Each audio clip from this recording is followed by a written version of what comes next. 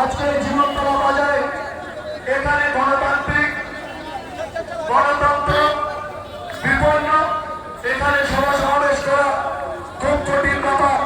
ছোট ভাইজান আজকে যেভাবে আমাদেরকে সাথ দিয়ে এখানে এসছে, আমরা ছোট ভাইজান